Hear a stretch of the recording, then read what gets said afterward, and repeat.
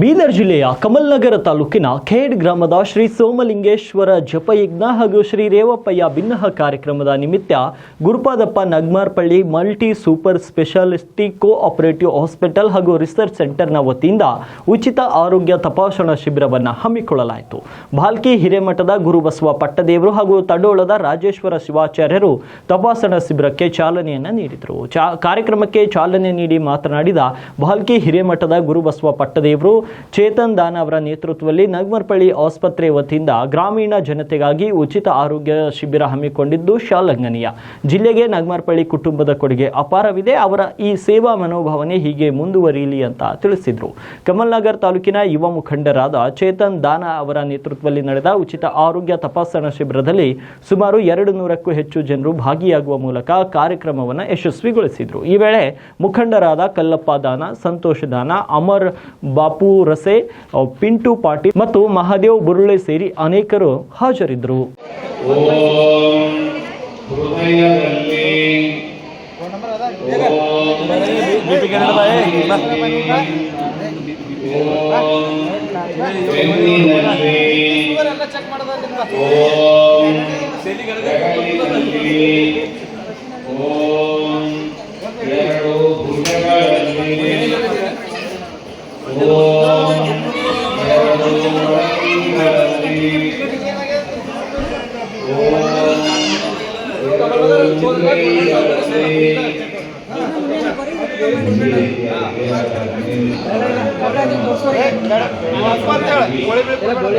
ಎಲ್ಲರೂ ಕೂಡ್ಕೊಂಡು ಬಹಳ ಯಶಸ್ವಿಯಾಗಿ ಮಾಡ್ತಾ ಇದ್ದಾರೆ.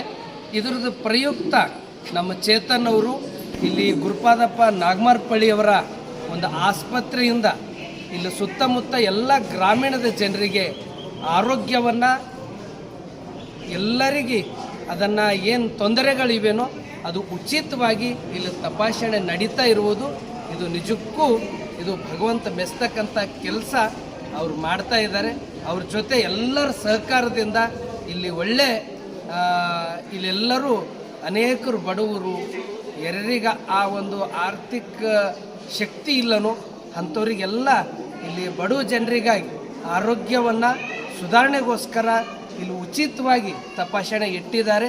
ಇದರ ಸದುಪಯೋಗ ಎಲ್ಲರೂ ಪಡ್ಕೊಳ್ರಿ ಅಂತಕ್ಕಂಥ ಮಾತನ್ನು ತಿಳಿಸಿ ನಮ್ಮ ಜಿಲ್ಲೆಯಲ್ಲಿ ನಾಗಮಾರ್ಪಳ್ಳಿಯವರ ಕೊಡುಗೆ ಅಪಾರ ಇದೆ. ಅಂಥವರು ಸುಪುತ್ರರಾಗಿರ್ತಕ್ಕಂಥ ಇಲ್ಲಿ ಸೂರ್ಯಕಾಂತ್ ನಾಗಮಾರ್ಪಳ್ಳಿ ಅಣ್ಣವರು ಮತ್ತು ಉಮಾಕಾಂತ್ ಅಣ್ಣವರು, ಅವರ ಗುರುಪಾದಪ್ಪ ಸಾಹೇಬರ ಮೊಮ್ಮಗ ಆಗಿರ್ತಕ್ಕಂಥ ತರುಣ್ ನಾಗಮಾರ್ಪಳ್ಳಿಯವರು, ಅವರೆಲ್ಲ ನನಗೆ ಬಹಳಷ್ಟು ಕಾರ್ಯಕ್ರಮದಲ್ಲೆಲ್ಲ ಇದ್ದಾಗ ತರುಣ್ ಅವರು ಎಲ್ಲೇ ಇದ್ದರೂ ಕೂಡ ನಾವೆಲ್ಲ ಉಚಿತವಾಗಿ ಗ್ರಾಮೀಣ ಭಾಗದಲ್ಲಿ ಕೊಡ್ತಾ ಇದ್ದೀವಿ ಅಂತಕ್ಕಂಥದ್ದನ್ನ ಕೇಳಿದ್ದೆ. ಇವತ್ತು ನೋಡ್ತಕ್ಕಂಥ ಸೌಭಾಗ್ಯ ನನಗೆ ಸಿಕ್ಕಿದೆ ಅಂತಕ್ಕಂಥ ಮಾತನ್ನು ತಿಳಿಸಿ ಒಟ್ಟಾರೆ ನಾಗಮಾರ್ಪಳ್ಳಿ ಪರಿವಾರದ್ದು ಅಪಾರ ಸೇವೆ ಇದೆ ಅಂತಕ್ಕಂಥ ಮಾತನ್ನು ತಿಳಿಸಿ ಮತ್ತೊಮ್ಮೆ ಈಗ ಜಾತ್ರಾ ಮಹೋತ್ಸವ ಇದು ಅತ್ಯಂತ ಒಂದು ವಿಜೃಂಭಣೆ ಮತ್ತು ವಿಶೇಷವಾಗಿ ಎಲ್ಲರೂ ಏನು 12ನೇ ಶತಮಾನದಲ್ಲಿ ಬಸವಣ್ಣವ್ರ ಜೀವನ ತುಂಬ ಮಾಡಿದ್ದು ಅನ್ನದಾಸೋಹನೇ.